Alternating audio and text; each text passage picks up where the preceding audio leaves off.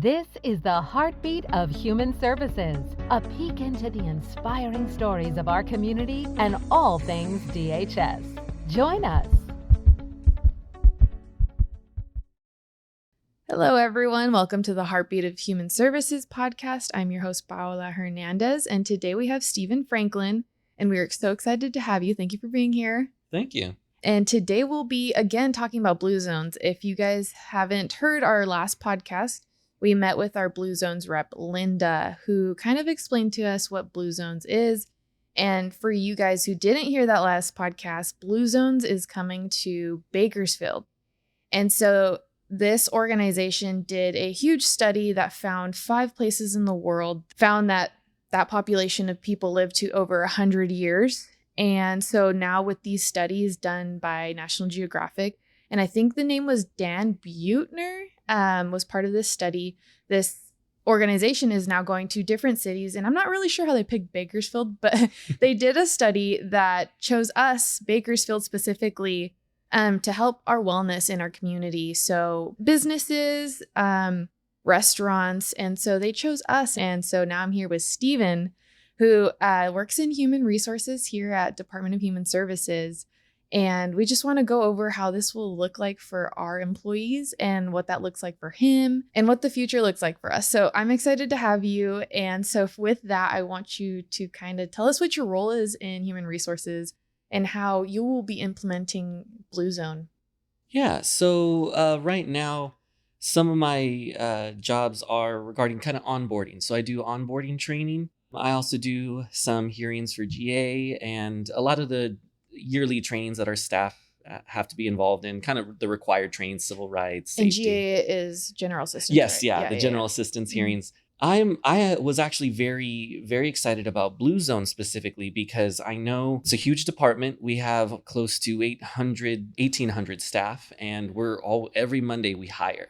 And part of my job when I'm presenting some information when they get hired on is what our department does to help personal growth. You know, we have opportunities for people to shadow supervisors, to it's such a large department. There's a lot of, upward movement, promotional. 2,000 people to be exact. Is it 2,000 now? About, I would say 1,800, but I'm rounding up, I guess. Right. But it's still a lot of people. Yeah, it's a lot of people. So I like just being able to kind of show what our department is doing to invest in not only new hires, but, the experienced workers that have been here. So that's why when I heard about Blue Zone, I just got really excited. Just more investment from our department and our staff. Mm-hmm.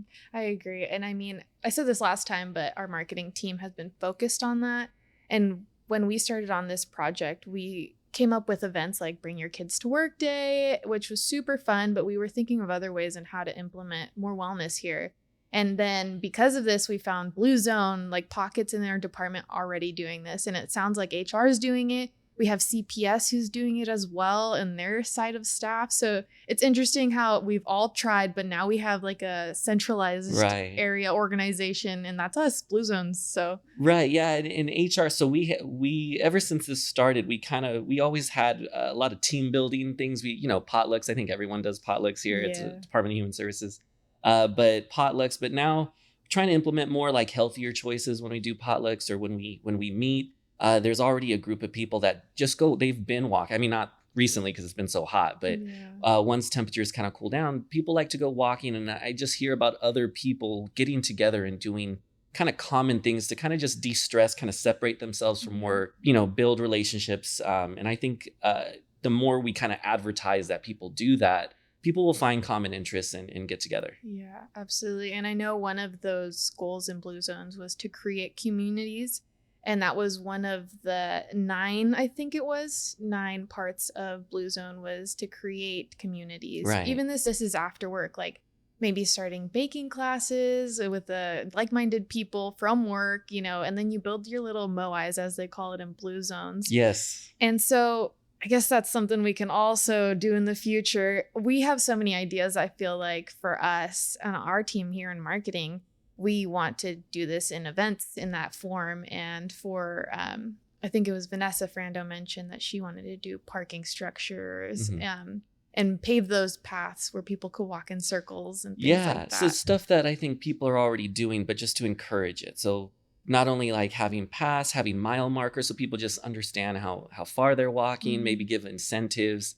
And I think this will just kind of advertise what people do, getting together with different people with different interests. And then, like you said, moving those, talking with new people because we have the common interest of getting away outside, maybe, getting some nature. You find out, oh, you go bike riding. I like to ride bikes too. So just encouraging community, encouraging kind of team growth, and then maybe have like something that started at work ends up with you more in the community outside of work or with other, friends and family outside of work as well. Yeah, absolutely. And have you talked with your team at HR? Like, what are your guys' short-term goals and long-term goals? Yeah, in HR, kind of just with our group is really just making better, healthier choices when it comes to, like I said, with like the potlucks and stuff. But overall, what HR would like to do for the entire department long term would be definitely encouraging kind of the ergonomic aspect when people are hired on. What we would like to do is give everyone kind of an ergo checklist so they're aware of what like correct ergonomics are when they get in, kind of a self checkout to make sure that they're comfortable physically while they're working. Also encouraging what I would like to start is looking into maybe like a mentorship kind of a program. That would be great. We're working it out. I know there's a lot of people that, they want to shadow kind of positions that they're interested in. And we do have that available, which I find out not a lot of people know about. And I wish I would have knew when I didn't know about that. Yeah, but that would be so cool. People that are interested in becoming supervisors, they can shadow a supervisor. People are interested in becoming a social worker. Maybe they're an eligibility worker. Maybe they're in administrative staff or they're doing something else. They can shadow somebody. And I would thinking about some kind of idea to expand that to be like maybe a mentorship. Like you'll have someone that can kind of guide you if you're looking to make this career or just self-improvement, right? Just growing your own abilities at this department. So those are some like long-term goals that I'm excited about. And Vanessa Frando, our AD, she's been really excited about this too. So she's just opening up some more doors and some more possibilities about what we can do. And ultimately, I think this is just more investment in our staff, just a lot more investment in mental health and physical health. And I think ultimately, again, a long-term goal, thinking from an HR perspective, is just being, if we do get, all these criteria for Blue Zone completed, we can advertise that. Like our department emphasizes growth, personal mental health, personal physical health. My hope is that we can get more people interested in working with the Department of Human Services. And once people are here, they look around, they start seeing how much our department is truly investing in the staff and they'd want to stay. So we'll have more hiring, we'll get more retention. So I think that'll solve a lot of problems that we do have just with the amount of staff. So I'm looking forward to that as well. Yeah. I do like the aspect where we're part of a community of other Blue Zones departments. And so when they see that all these cool other places are doing it, like Adventist Health, they're the ones who are kind of leading it, but they're Blue Zone certified. And then we have our restaurants like Mango House. And I know there's a the Sequoia sandwich. Sequoia. Yeah. And then I think my favorite one, I love Radio Sandwich, is they're getting certified too. So we're along with them leading the charge for this. I feel like we're one of the first departments. And we're so large. So yeah, so it only makes sense. But to backtrack a little, I don't think I mentioned to our listeners that the Blue Zones team started here at OC Sills for our employees. This is our main department. And we have Vanessa Frando. Steven, you're on the Blue Zones team. We have Larissa, Limbania, and Maribel, and Sonia. I think with all of us, we make up different departments. And so we're all thinking of different ideas. So with you, it's very interesting to see your perspective on it as well. Right. Like your long-term goals. Like I think that mentorship would be awesome because even such a big department, I still don't know half of everyone's positions. We have nurses here. We have the Dream Center. It's crazy the amount of staff we have from different departments. But I'm excited for our future with Blue Zones. Thank you for going over some of HR's goals. And so now I want to bring up the real age test. Yeah. And I love this part because I think this is where we finally get to introduce our staff to the real age test and kind of what Blue Zones is and how this will be affecting them. And I know you've taken the real age test. Yes, I have. It is. So initially I thought it was just going to be one of those surveys, a 5-minute survey, answer a couple questions. It'll give you some information. But this was very involved. It breaks it down. Yeah, it was asking some questions that made me stop and think like, oh man, like this is getting kind of personal, but in a good way, I think. I did take the real age test as soon as it's available to me because I was just very interested and it sounded interesting. Basically, what it's going to do is based on the questions that it asks, the answers that you give, and like I said, it's intensive. It's a very long survey. It took me about like 25 minutes to complete it. Basically, what it's doing is it's asking just about what you do throughout the day, checking on your mental health, physical health, just different aspects. And obviously everyone knows their actual age by their birth date, but what this is kind of calculating is based on the answers that you gave the questions. It's going to give you kind of what your, quote unquote real age is. So you're making healthier choices. You depending on the questions that you answer, if they are, positive towards your mental health, that's going to lower your real age. Versus if you're making less positive choices, it's going to increase your real age. So when I took it, it does ask some interesting questions that even I am like, man, I haven't asked myself. Am I happy? Yeah. Am I stressed? Yes. I'm like, if you ask me now, yes. I'm just kidding. It's interesting because it does, one of the questions it asks is, are you happy at work? And I think our department as a whole, no matter really where you work, we're so much outwardly focused on others. So I think we go to work, we're thinking about like, I need to help families that need us. I need to help the children that need us, adults that, are looking for jobs. All of our staff are very outwardly focused. And I think some of the questions that it asked really made me kind of take a step back and think like, when's the last time I checked on myself? Like, hey, Stephen, how are you doing today? How's your mental health?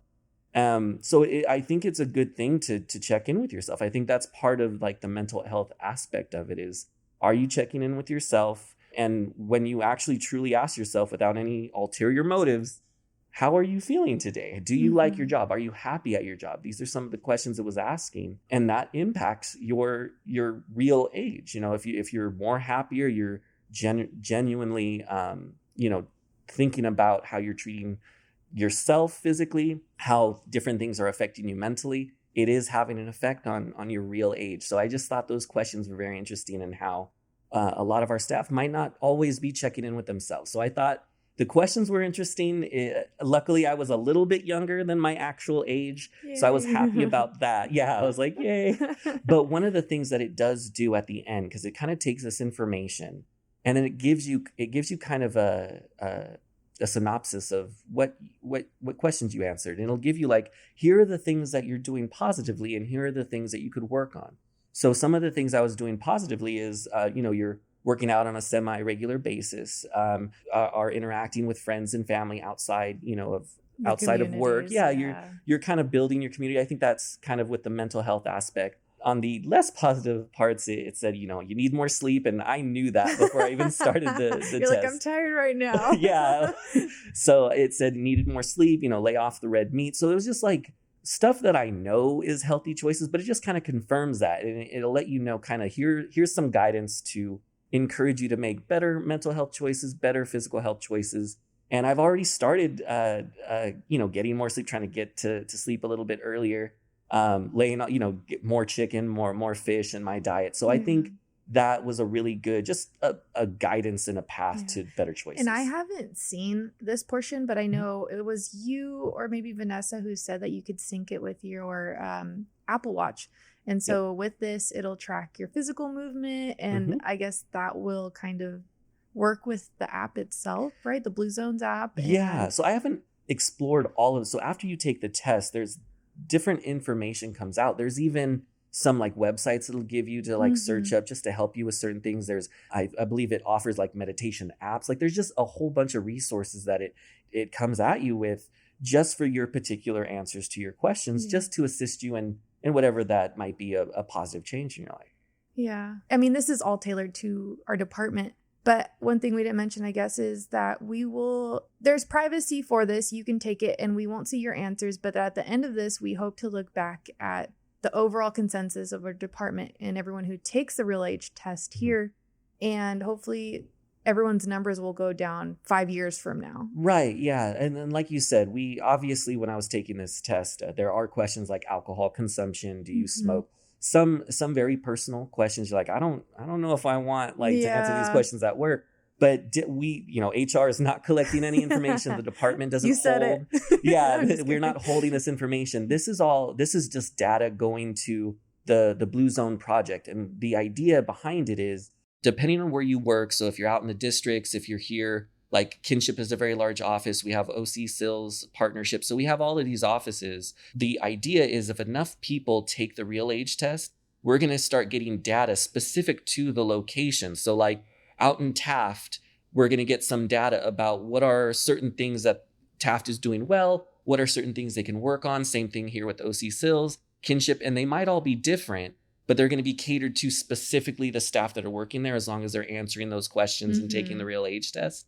But no, HR is not collecting any of that information. It is not, we're not using it to do any investigations, anything like that. And some of those questions, it does allow you, and I think if you took it, it'll say, I don't feel comfortable answering this question. So there are, if you want to opt out, but I answered all of the questions as best and as honest as I could. And I would encourage everyone to do that because I think it's really going to give you some good advice on what you're doing well and what you can be doing better. Yeah. I mean, and so all that to sum up that, employees listening, please take the real age test. I will be sending out emails. Our team will be visiting districts to kind of spread the word, but we want you to take that test. And if you are not an employee and you're listening, you can still take the test and follow along with its, plans, its meal plans and everything, the physical aspect of it. And yeah, so, I mean, with that, do you have anything else that you'd like to share with us today? Really, what I was excited about this is I like being a part of a department that is investing in their staff. And I personally feel like I've had a lot of good mentors, a lot of good people that work here that have really helped guide me through and really navigate through my career here. And it's such we've been talking about, such a large department with so many different people. But I've had so many positive interactions with people, and I feel like our department as a whole, our exec staff, upper management, they do really believe that this will help, that this will increase, personal growth, mental health, physical health, and I'm excited to be a part of that movement going forward. I agree. I feel like our team's very passionate, and I could feel your passion, and I'm so happy because I feel the same way. Yeah. I'm like, this is so important because everyone here, like you said, gives so much, and it's time to kind of get that back and pour that into our staff. I'm glad you're excited, and we're all excited. And so with that, I will conclude today's podcast. And if you guys listening are interested about Blue Zones, we'll have links in our bio. Wherever you are, you can check us out on LinkedIn, Instagram, Kern County DHS. And we'll be talking more about Blue Zones. Hopefully you guys will be seeing more about Blue Zones. And I thank you, Stephen, for coming on our podcast today. Thanks for having me. Hey guys, it's Lex taking over today's Mindful Minute. According to the Blue Zones Project, the typical meal in an American restaurant has 1,000 calories. For the average adult, eating out once per week translates to gaining about 2 additional pounds a year. Blue Zones is working to change this statistic through their partnerships with local restaurants. Mango House, Radio Sandwich, Modern Grub, and Sequoia Sandwich have all partnered with Blue Zones to offer healthier and smarter options for our community.